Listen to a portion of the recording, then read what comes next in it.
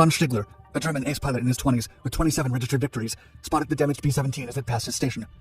He quickly hopped into his Messerschmitt Bf-109 G6 to hunt it down. He decided to attack it from the rear. He climbed behind it and was about to pull the trigger when he noticed something that troubled him. Despite being within its range, no defense fire was coming from the bomber. For Lieutenant Brown and his crew, it seemed like it was their end. As Stigler made his pass, he noticed the battered state of the aircraft.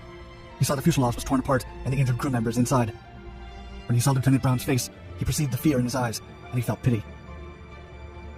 The pilot could not take them down. It was not a fair fight.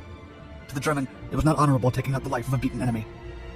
The only way out was to help them, even if there was a risk that he could get reported and court-martialed. Stigler tried to get Brown to land his plane and surrender. As he got closer to the B-17's nose, he signaled Brown to land. But Brown and his crew, baffled, could not understand what Stigler was trying to tell them with his gestures. As a last resort, Stigler opted to escort them to the sea. To prevent German AA guns from taking down the B-17, Stigler flew at its side in formation. Brown and his crew, astonished and unsure, could not believe what the German fighter was doing. It was not until they reached open waters the American crew realized that Stigler had escorted them safely out of harm's way. He approached the destroyed B-17's nose, looked at Brown, saluted him, and then flew away. The ye old pup arrived in terrible conditions at Cambridgeshire, with all the crew alive except the tail gunner.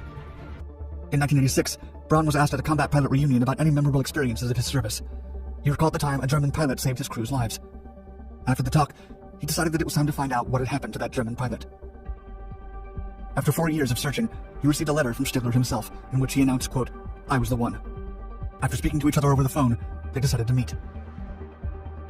Strangely enough, both men felt an instant connection, as if they were brothers that had not seen each other in a long time. The warrior bond had united them. Between 1990 and 2008, both pilots became close friends, visiting each other and talking often.